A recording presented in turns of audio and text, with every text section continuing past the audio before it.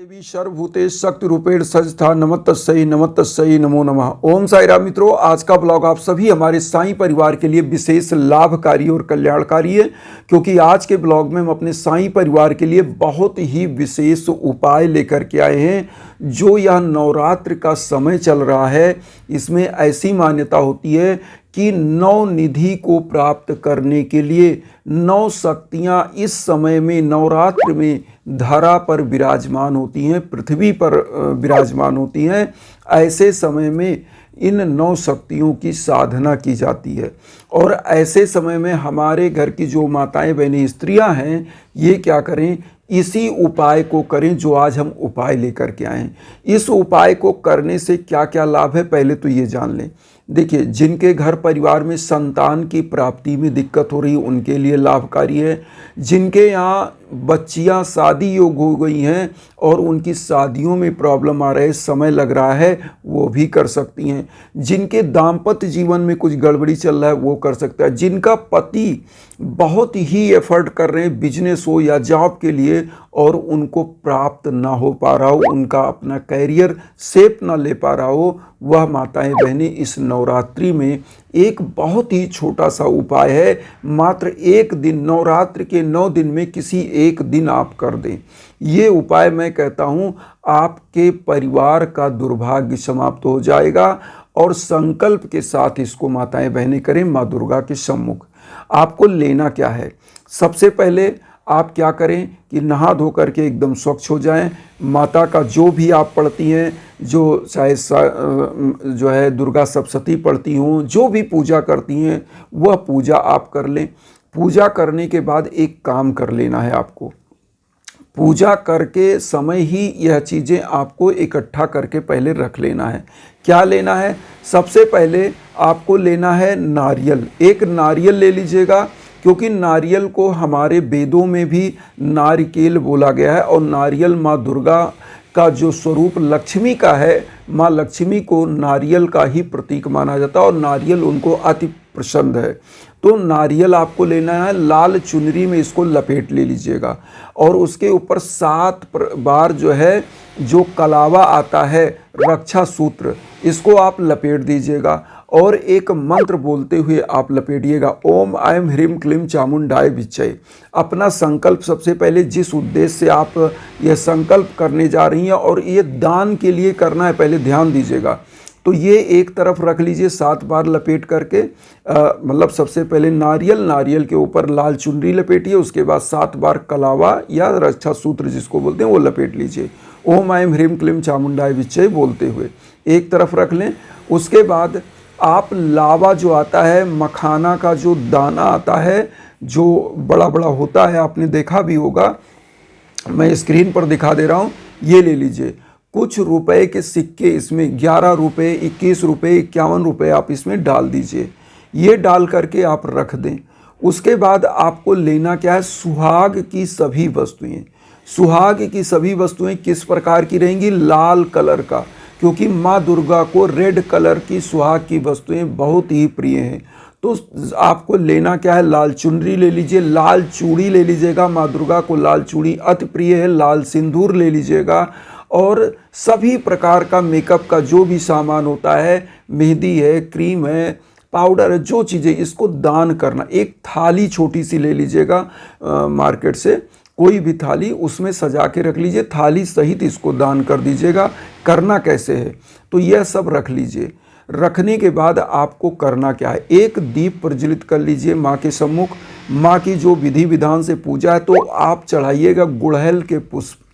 गुड़हल के पुष्प आप 11 चढ़ाइए और वहाँ पर माँ के सम्मुख जो भी आपकी मनोकामनाएं पहले मन में बोल लीजिए। उसके बाद ओम ऐं ह्रीं क्लीं चामुंडाय विच्चे मंत्र का जो बीज मंत्र है, इसका जाप करके माँ के श्री चरणों में अर्पित करिए। और जो लाल कलर का आपने सिंदूर लिया दान करने के लिए, वो अलग रखिए, लाल कलर का आप सिंदूर ले लीजिए।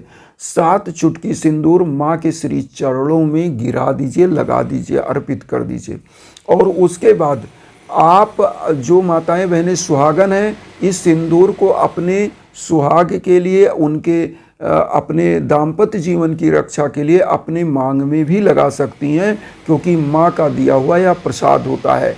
ऐसे लोगों के जो पति होते हैं उनके ऊपर जो संकट होती है वह भी दूर होती है और माँ की कृपा बनती है, आपका सुहाग अमर होता है और उनको हर क्षेत्र में सफलताएं मिलती हैं। तो अब आपको करना क्या है, नारियल को माँ दुर्गा के सम्मुख अर्पित करिए और अर्पित करने के बाद आप कोशिश करें कि एक माला कम से कम जाप कर लें, ओम ऐं ह्रीं क्लीं चामुंडाय विच्चे 108 बार, 108 बार आप जाप कर लें।